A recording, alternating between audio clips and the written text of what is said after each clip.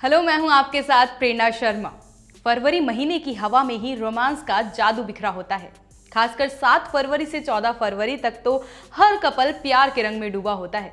Couple अपने प्यार का इजहार करेंगे और एक दूसरे के लिए ये 7 दिन खास बनाने की कोशिश करेंगे। मगर भारत में आमतौर पर प्रेम को सामाजिक तौर पर नहीं अपनाया जाता। प्रेम से जुड़ी चीजों को आज भी गलत माना जाता है। पर राजस्थान राज्य की एक ऐसी जनजाति है जो प्यार में फिजिकल रिलेशनशिप को प्राथमिकता देती है। यहाँ शादी से पहले प्रेम करना गुनाह नहीं है।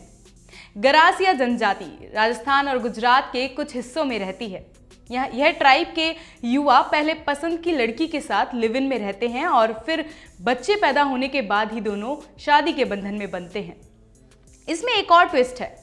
यदि लिव इन में रहकर भी कपल के कोई संतान नहीं होती तो वो अलग भी हो सकते हैं और फिर किसी और के साथ लिव इन में रह सकते हैं।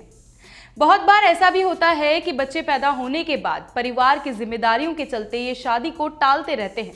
कई बार 50 या इससे भी ज्यादा उम्र में ये इस रिश्ते को अमली जामा पहनाते हैं। और आपको जानकर हैरानी होगी कि इस दौरान कई बार जवान बेटे और पोते भी इनकी बारात में शामिल होते हैं।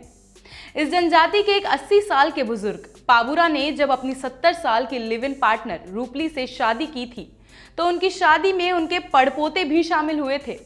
चलिए आपको गरासिया की ऐसी परंपरा क्यों है इसके पीछे का कारण भी बताते हैं। दरअसल कहा जाता है सालों पहले गरासिया जनजाति के 4 भाई कहीं और जाकर बस गए। इनमें से 3 ने तो शादी कर ली और एक समाज की कुंवारी लड़की के साथ लिव इन में रहने लगा।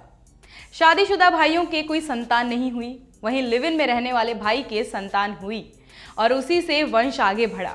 बस इसके बाद इस समाज के लोगों के जहन में इस परंपरा को जन्म दे दिया। कहते हैं कि ये जनजाति में ये परंपरा 1000 साल पुरानी है और ये परंपरा दापा प्रथा कहलाती है। इस जनजाति की एक और रोचक खबर आपको बताते हैं। राजस्थान और गुजरात में इस समाज का 2 दिन का विवाह मेला लगता है जिसमें टीनेजर एक दूसरे से मिलते हैं और भाग जाते हैं। भागकर वापस आने पर लड़के लड़कियां बिना शादी के पति पत्नी की तरह साथ में रह सकते हैं। इस दौरान सामाजिक सहमति से लड़की वाले को कुछ पैसे लड़के वाले दे देते हैं। हालांकि बच्चे पैदा होने के बाद भी अपनी सहूलियत से कभी भी शादी कर सकते हैं। इतना ही नहीं, यदि औरत चाहे तो किसी और मेले में दूसरा लिव इन पार्टनर भी ढूंढ सकती है।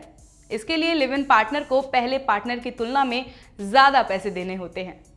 कई लोगों की शादी तो बूढ़े होने पर उनके बच्चे करवाते हैं। इसके अलावा कई बार बच्चे अपने माँ बाप के साथ मिलकर शादी भी करते हैं। इतना ही नहीं, दूल्हे के घर वाले शादी का खर्चा उठाते हैं और शादी भी दूल्हे के ही घर पर होती है। आज के जमाने में भी जब लिव इन को पूरी तरह से समाज अपना नहीं सका है, ऐसे में इस जनजाति की एक 1000 साल पुरानी परंपरा वाकई में काबिले तारीफ है। नमस्कार।